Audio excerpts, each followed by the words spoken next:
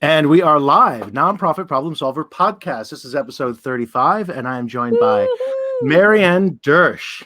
And just before we get started, I just want to say thank you to my sponsors, Yotme, which hosts this virtual platform, which is free to nonprofits, and also Pod Pro Audio, which makes professional podcasting easy.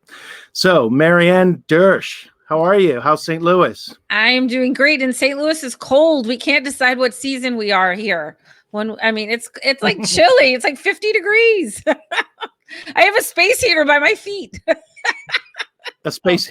Yes. Well, we're going to generate some heat and some energy in this conversation, I am sure. Full disclosure, I have plumbers working on the second floor of my house. So I apologize for any bangs or booms you might hear. So we're having a bathroom remodel by the plumbers. Yeah, the one caused by the plumbers. Okay, so let me let everyone know a bit about you and how you got into nonprofits, and about your background, and then you can tell everybody what you've got on offer at the moment, how you can help people. Sure. So I have a company called Courageous Communication, and I work with nonprofits on developing their leadership and influence, and so they can raise more money and have a bigger impact. And I've been working in the nonprofit field since the early 90s. I started when I was 10. This is my book, Courageous Communication, how codependence is making your nonprofit brand boring and what to do about it. And my history is I worked in branding and marketing and worked with messaging. And then over that time, I learned that to communicate effectively externally, you need to communicate effectively internally. And so I work with organizations on helping them develop their leadership and internal communications. Then I also work with individuals from different nonprofits all over the country and in Canada, and bring them together like in a group coaching model. So I work with organizations, right? But then some people don't need a whole big thing. You know, they're small or young. And so I bring them together and I do a group coaching, and I have a course called Up Level Your Influence. And these are the things we work on. We work on leadership, communication, and how to basically, which is the definition of influence, get people that you have no authority over to do what you want them to do. Because if you have influence, right, like marketing is easier, board relationships are easier, fundraising is definitely easier. So once you can have that skill, it's sort of like a super highway, and it opens you up to be able to market and talk about your organization and attract the right kind of people. It makes it easier to ask for money and receive money, and it makes it easier to navigate any kind of relationship, but especially the board one. So that's it. Okay. So a lot there for influence. Where do people find you online? So you could just go to connect. Let me say this first. I have a great a book. It's called Stop Sitting Back and Start Making Change. It's an ebook. And if you just go to nonprofitleadershipguide.com, easy peasy, right? Nonprofitleadershipguide.com, throw your name and email in there, and then you can download my Up Level Your Influence Starter Kit, which contains this ebook. And it contains this, what I call my Courageous Conversations Guide. So it's a guide on a step-by-step way to how to have a conversation where you want somebody to see your point of view without actually having to push your point of view on them. So I say this a lot. People hate to be sold, but they love to buy. So the whole point of influence is getting people to buy for themselves what you're selling instead of having to sell something. So there's a guide on how to do this in this kit. So nonprofitleadershipguide.com, you can have that. It's tons of great information. Yeah, that's fantastic. And if people want to work with you, presumably they'll have all those links in the ebook and so on. But if people want to jump over that and contact you directly, do you have it's MaryanneDersch.com, isn't it? Yeah, you can just go to connectwithmaryanne.com. That's and you can link and you can book a time. I do 30-minute like complimentary calls.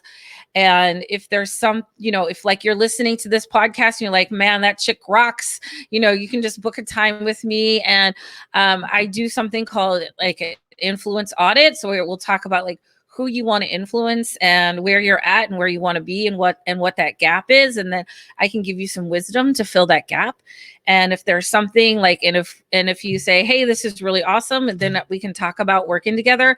But by no means is it I eat my own cooking, Kev, so I don't sell or pitch anybody. Yeah. Right, if it feels right. And Yeah. also, like, Yeah. No, I what I get it. do isn't for everyone. Okay, it's like I'm about mindset, and there's mindset and there's strategy, and they both work together. And what I see a lot of people working on is strategy, which is awesome. I just occupy a different space, which I feel like really complements strategy, which is around mindset, communication, self-leadership. Because if your thinking isn't aligned, like, right, like if that with the strategy, then it's just not going to go anywhere, and you need them both to work hand in hand. So in my work, like, we go deep, we get into it. we and Right. so it's like, and like, I want people who want to show up and want to play full out, and like, want to come in contribution and want to really do the work and get better and are ready for like the next evolution of themselves as a leader. A lot of people I work with, they want the next evolution from for their organization. They know, as the ED or CEO, that it starts with them. Right. And there are some barriers they have to work through in order for them to bring everyone else with them. And that's my kind of person. So yeah. Wow. Okay. So if that ideal person is listening, you know how to get in touch with Maryanne. Are you active on any social media channels in particular? What are your favorite mostly ones? Facebook. I'm mostly on Facebook. I have Courageous Communication Facebook page. I'm pretty public profile on Facebook. I go into LinkedIn, but man, like, sometimes LinkedIn's kind of triggering, like, it's like, everyone's so amazing. They're doing so much, like, but I am on Yeah. LinkedIn a lot. Yeah. But Okay. Facebook, mostly, I would say Facebook is the one I'm most aligned with. I did a series of 20 YouTube videos around different topics around leadership and board leadership and fundraising that you can find on YouTube as well. Okay. Now, recently, I know that you gathered a small group of very impressive folks to do a 2-day conference. That was only a couple of weeks ago, wasn't it? Yep.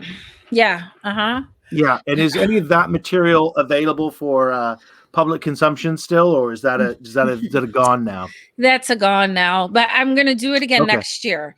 So it was the Okay. Donor Attraction Forum. And this model, it's free to register. So, Mm-hmm. then and it's a live event, kind of like this. It's a live event. And then at the end, people who buy the package on the other side of the event get the recordings.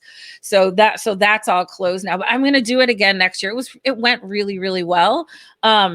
And I got a lot of great feedback, and I really like the model of being able to like register for free and then decide, okay, and then, it's like a line, an influence, Kev, when you're a value to other people, then they'll be a value to you. A lot of times it's like, okay, I need to get my needs met. And when my needs are met, now I can help you with yours. And then this is like, so this is really aligned with what I teach people, right? So when I'm values to you, so this felt very good to me. And I'm not criticizing anybody else's model. I'm just saying, but I'm going to do it next year. And I think I did it in late April. I think I might do it a little bit earlier because there was a lot of give days around that time. The Community Foundation give days were around that time. So I might do it a little earlier. But not that much. I thought it was fantastic. I had a great time. So yeah, good. Well, I know you had a lot of good people. Yeah, I saw a lot of promotion for it. I just couldn't make it myself. I was I couldn't give it the 2 days, but I know. I'm sure it was a lot of fun. Okay, now a moment ago you gave a definition of influence as part of your intro there. Can you repeat that? And then let's sort of unpack that and see what it means and how you can develop it as a nonprofit leader. So influence means people you have no authority, getting people you have no authority over. And sometimes people you do have authority over to do what you want them to do.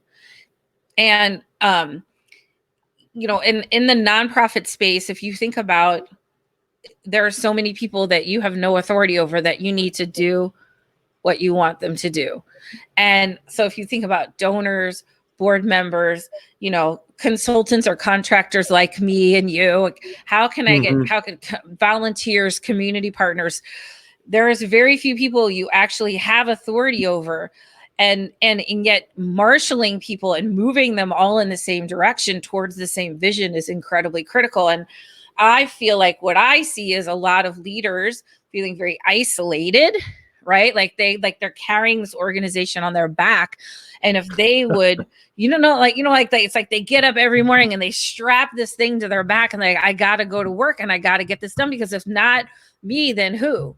Right? I got it. And it's very isolating and it's wearing, so that's what I was seeing is people just, there's a Rumi quote. It's, you give from the overflow, not the depths of your well. And I just saw a lot of people who are giving from the depths of their well, and that's not sustainable. And so when you give from the overflow, you give from that energy rich part of yourself. That's, and it just it flows out of you. And so that's what influence can do, because it's easy for you to get people to do what you need them to do. You don't have to ask over and over again. You don't have to bother people. You have the ability to easily enroll people in your vision. And I developed, can I tell you how I started this? Yeah, absolutely. Right. I love your story. I mean, personally, we've the story. Yeah, so but I think it's my great. COVID story. Everybody has a COVID story. What happened? I was not typical. I don't want to say typical because nothing I do is typical. But I was working with organizations on internal and external communications, and I had contracts with 4 organizations, and I was kind of feeling my power. I'm like, all right, this is awesome, and then COVID and that all just went, a hard stop. I'm like, okay, what do I do now? And I have a coach because I coach people. So I have a coach, and I was like, I'm having disappointing conversations. I have conversations with people and they're like, I love you. I want to work with you. And they were ready for change, but then they would go and try to sell it to the organization. And the organization was like, we're good. Status quo. We don't need to do better. They just really weren't ready. And so we would just have no place to go in our relationship because I worked with organizations. And it's so weird because there'd be a few times in my, and it's embarrassing saying this because there'd be a few times where people were like, you're really good at coaching. And I'm like, oh yeah, I know, but I work with organizations. I don't work with individuals. And that's what am I doing? And so I think about those moments and I'm like, God, the universe was hitting you in the forehead, Maryanne, do this. So I developed this course because I didn't have anything else going on. I'm like, okay, well, I'll just do this. And I'll just ask people that I've always wanted to work with, who I thought were super cool, to join this course, Spirit of Co-Creation, really low, no-brainer pricing. Everybody jump in and let's see what happens. And it was a hit and they loved it. And so I did it again and I did it again and I did it again. And now it's became my foundational program. Right? This is the foundation of my work, is teaching people this, because if you're willing to go with me on that journey, I can guarantee you all the marketing, and I still do marketing and all of that with people and messaging, that it's going to make that so much easier. Right? It's just because you get these core principle. If you understand that you need to be of value to others for them to be of value to you, how that could affect your marketing message. Now you understand that you don't need to be promotional all the time. You don't have to push your organization. You have to how can I be of service? And a lot of times nonprofits forget that you have things of value to share. It's not just about, help us. It's you can help people solve problems in their lives. And then they're going to be so much more open to helping you. And so those are the kinds of concepts we work on. So if you have that foundation already, then, that's so much more powerful. And then in the fundraising, if you understand that, all you have to do is be of value to people, then how much easier fundraising is, and your ability to stand in your value and ask for and receive what you want. And then what I did was, after I did the course with individuals from different organizations in this group coaching model, then I took it back into organization. I'm like, hey, I developed this new program and I've done it in 4 or 5 organizations now, where they're like, yes, we love our leadership. We want to do better. Like organizations that work with me tend to be like, we love each other, and we want, and we don't want to lose that. And we want to get better and more intentional about how we communicate and how we connect as a team. And so I just teach them these same principles. And it's the most satisfying and glorious thing in my life to like see people transform over these times and start raising more money. They're making better connections. Just the connections that are made in this group of people who would have never known each other any other way. And we come together, and I create what I call the sacred container where you can just like go into it, like be really vulnerable about what your fears are, what your blocks are, and so we can work through them. And watching people come out from the other side of that and really start making significant changes. Like, this is what I say, like, a lot of times we get into the nonprofit and you want to make all this change, and you're not doing it, and it gets so frustrating. Or you want to make change inside your organization. Like, you want to create more, you want to have conversations around diversity and equity and fundraising, and you don't even know how to start that. You don't like, and you get frustrated. You're like, I'm so disappointed because I want to do more, and I just don't know how. And so that's what I help people with. And to see them actually like becoming the leaders that they always thought they would be is incredibly gratifying. Yeah, that's that must be gratifying. You said something also earlier about the messaging externally being consistent with the messaging internally. Yeah. And what I heard in my head when you said that was ensuring some level of authenticity. That if your messaging, external messaging, and your internal messaging are not in sync or not aligned, then you don't say it sincerely. It doesn't feel right. And we know in nonprofits, particularly where we're talking a lot, and I don't mean sentimental in terms of that's the, but we're talking about emotional pulls, right? We're talking about getting people's heartstrings plucked, if you will, in order to generate interest, generate money, and so on. So the authenticity of that message clearly must be important in terms of influence. Yeah. And,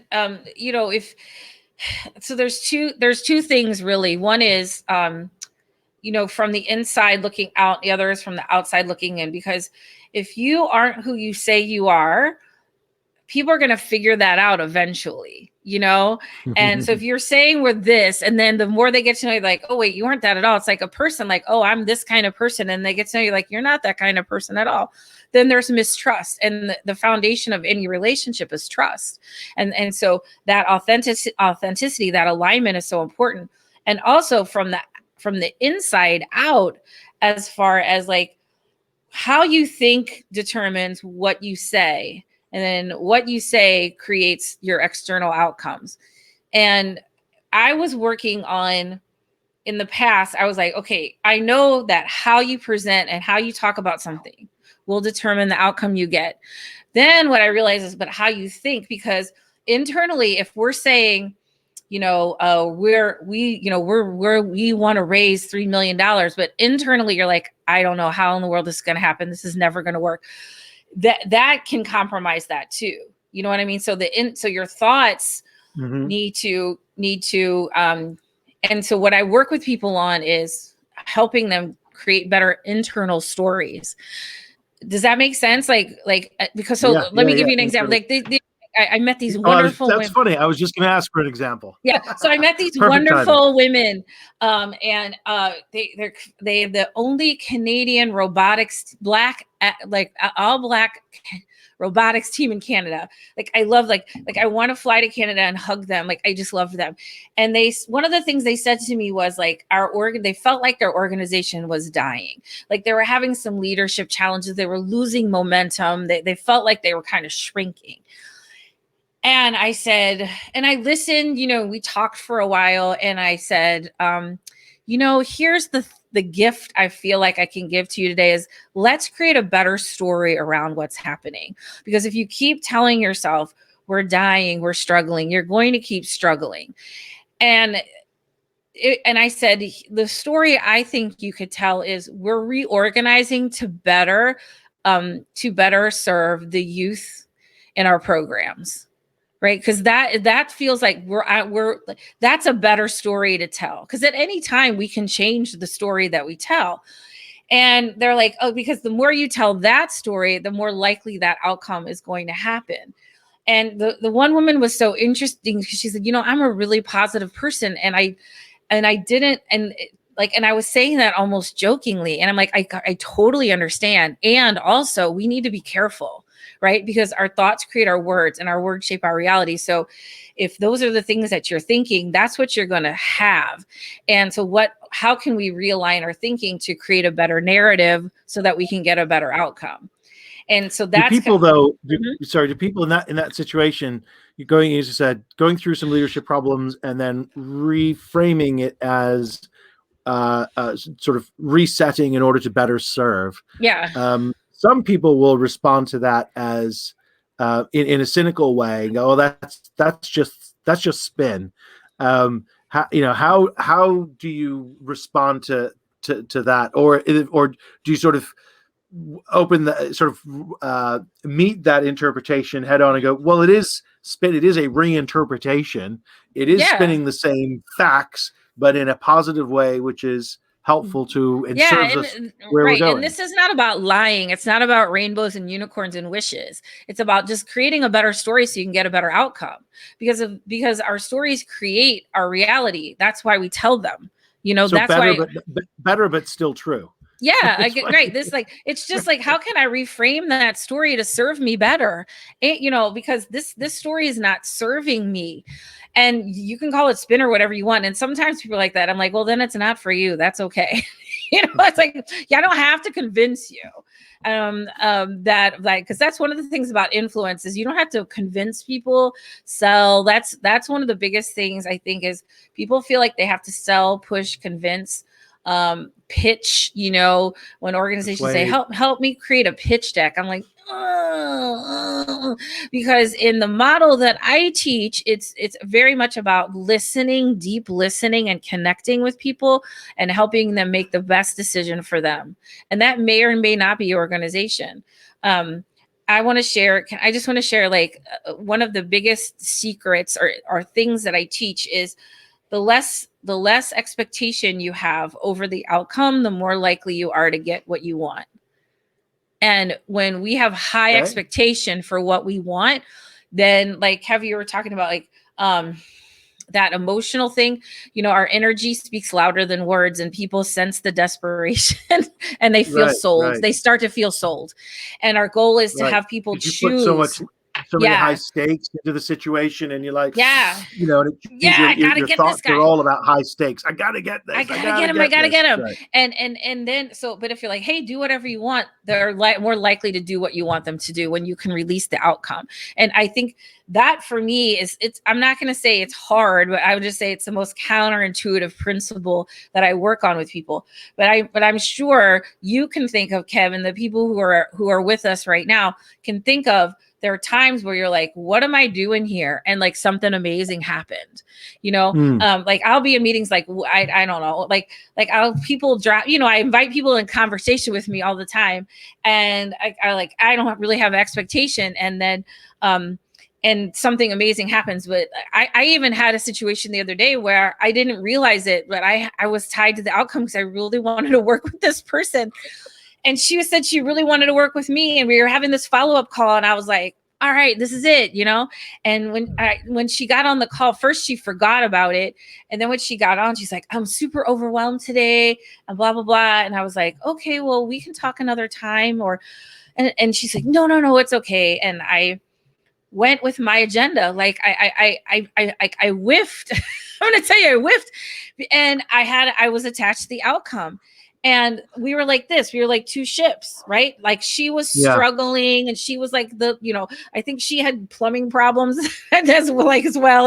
And I was like, but I want you to, and I'm like, I'm feeling really overwhelmed. And I was like, well, if you can work with me, I can help you end the overwhelm. Like I wasn't. And anyway, the conversation ended, and I was like, okay, that was awkward. And I actually took the weekend. It was a Friday morning. I took the weekend because I had to think about what just happened there. And I realized, girl, you are attached to the outcome. And I actually said, I made her a little video. And I said, if I had Friday to do all over again, here's what I would do. If you told me you were struggling, I'd say, chuck whatever I wanted to do out the window. If like I don't need an agenda. I don't need to have to pit. I would have said, if I had Friday to do all over again, you told me you were overwhelmed.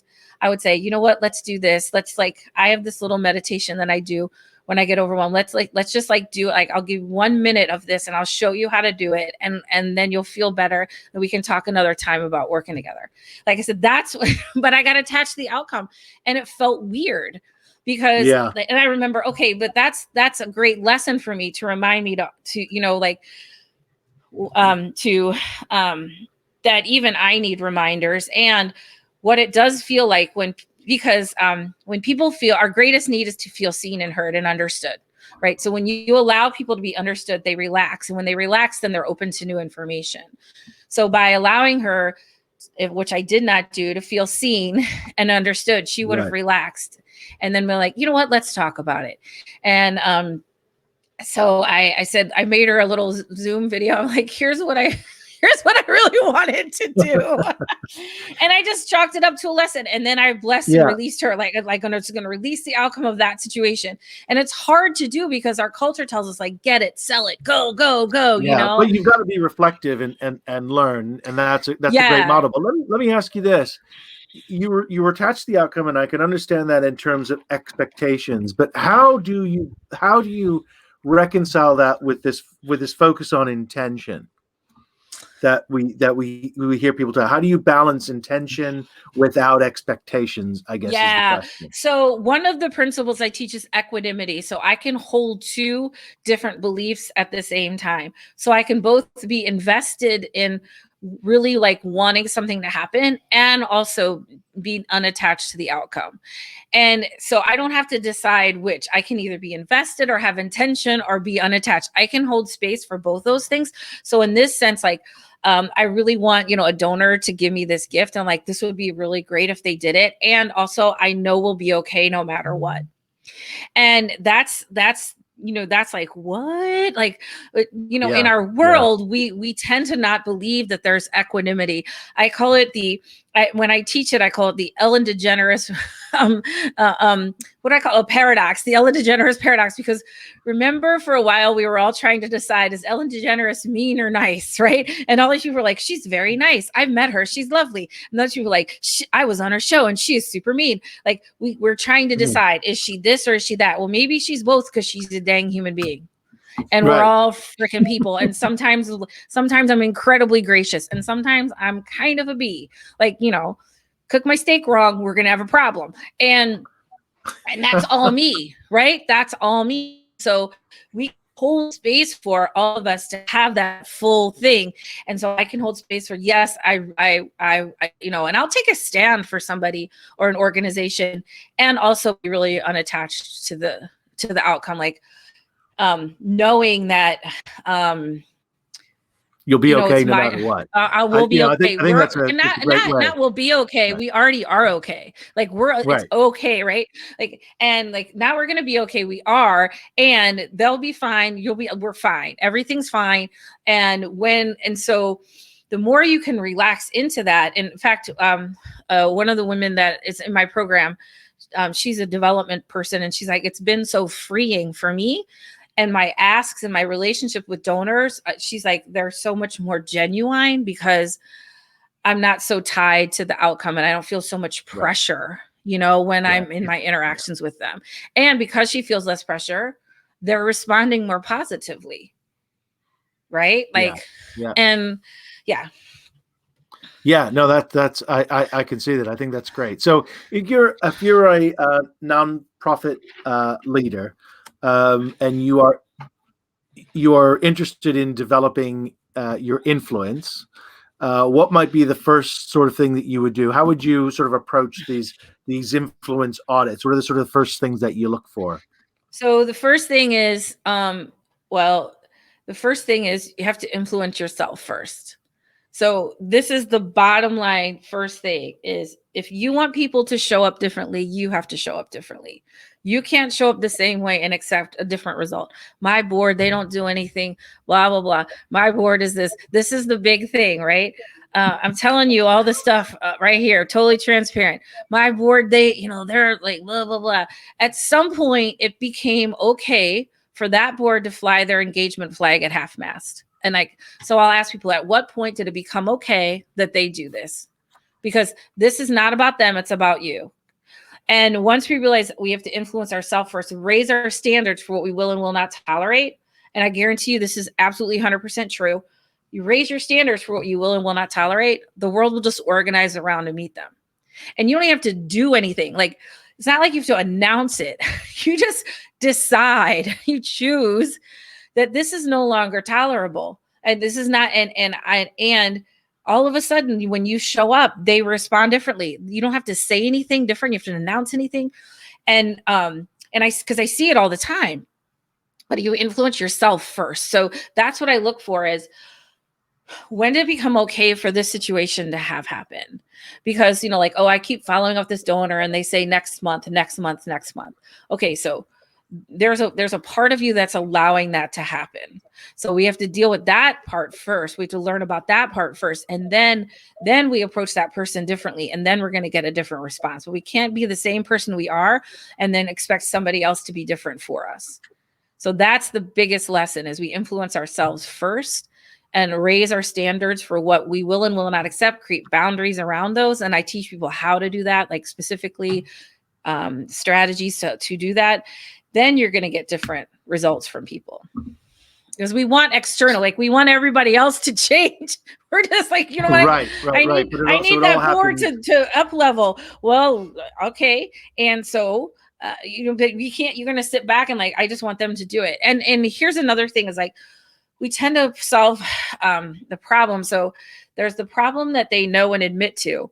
And so the board may say like, well, we want to help with fundraising, but we just need like, if we just had like a talking points, like if you just give us what to say, okay, so you create the talking points, they're still not raising money. All right. If you could, like, we did an event, we could sell tickets, like you do an event, they're still not raising money because it's this, we have to say like, okay, let's talk about what you want that brochure to do or what you want that event to do, because there's something deeper going on that if I can tap into that, or you as a person, because now you understand the principles of influence, and that you understand like my job is to help people come up with their own solutions, not necessarily like, and not necessarily like, and those solutions may be more rooted in their thoughts, right? And because they may be scared, because rejection makes people feel bad, and people don't like to feel guilt or shame, and they do a lot to avoid those feelings.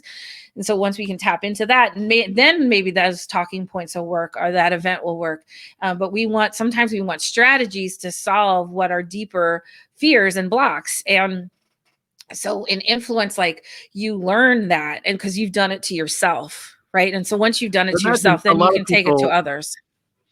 I imagine a lot of people are thinking, to take this board example, or more generally, as you said, we want other people to behave differently. And in looking for strategies, one of the things that they don't want to do is address it directly for fear of creating conflict. They don't want to have that challenging, or they don't feel comfortable enough having that form of challenge. They'd rather there be some sort of, app even on your phone that can get other people to do something. If I just don't have to feel things, it'd be so much easier. Right. Because like it's uncomfortable and blah, blah, blah. And again, let's go back to one of the things that I started talking about, which is it's about helping people feel seen and heard. And when they feel seen and heard, then they'll relax. And when they relax, they'll be open to what you have to say. So it's not so much about like telling people what's wrong. It's about asking questions and helping people come to a greater understanding of what's going on with them. And one of the things in my course that we work on and we practice is how to have these conversations and how to do this deep listening and what we look for is like an opening. So instead of pitching like, okay, I think this is wrong and you need to fix this, Because what happens is anytime you push, people push back, right? Like, and so Right. we go back into our instinct in the back of our brain here, and we're like, we go into fight or flight. So whether it's a bear Yeah. chasing us, like, through the woods, or the the board president, something like, we go into like, and we want to bring people here up into the prefrontal cortex where rational thought exists, and the way to get them there is to have them feel seen and heard, and they relax, like, yes, you understand me, okay, I can relax.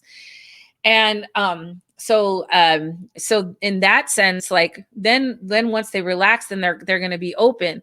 But when the listening, what you're looking for is what I call an opening. So if I'm talking to my board president, I really want them to be more involved in fundraising. Let's just use that as an example, because that's pretty typical. I'm not going to say, hey, I want to talk to you about, um, you're just not involved with fundraising, and now it's awkward and everybody's feeling defensive and weird.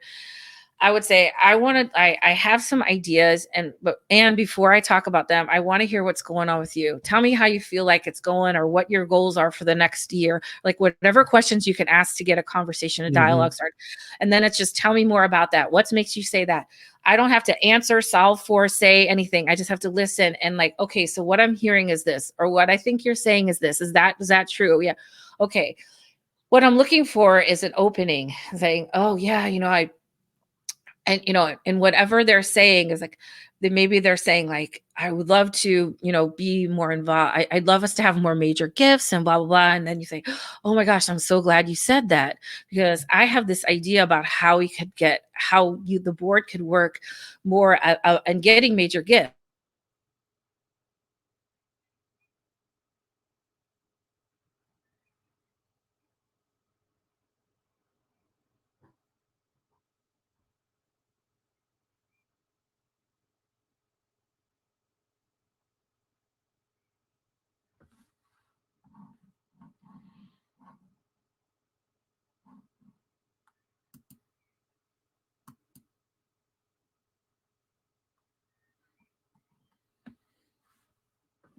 You back?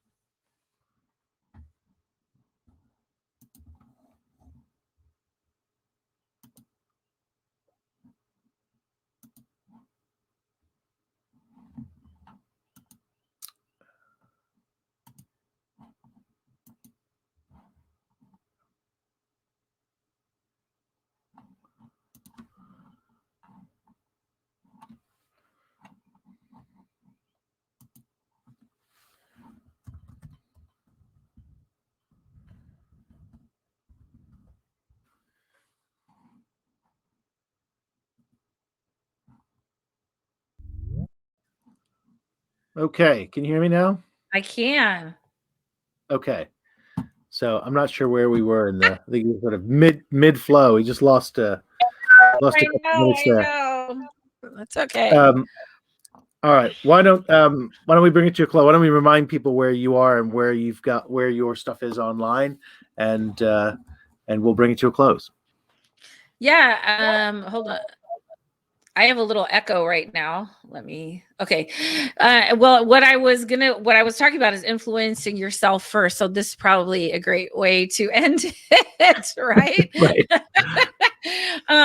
Yeah. And if you want to talk, you can go to connectwithmaryanne.com. And if you want to learn a little bit more about creating more influence in your life, you can just download the nonprofitleadershipguide.com.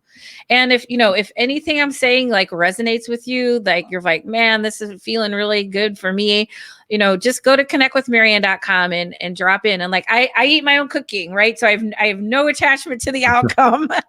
And it's the perfect steak, right? It you is. know how to get your steak right. I do. And I do love meeting people. I never question who the universe sends me, because there's always, like, you'll be better. Like we'll both be better for the experience, truly. And so I just love meeting people, and that's my favorite thing. All right. Well, I know I always have been better for the time we've shared together. You too, Kev. You were part of the earliest sessions of the podcast when we were doing panels in season 1. You were in the marketing and fundraising panel, and that was off the hook. That was lots of fun. That was amazing. I made so many contacts. You put that together, and I met you, and I met so many other people in those panels that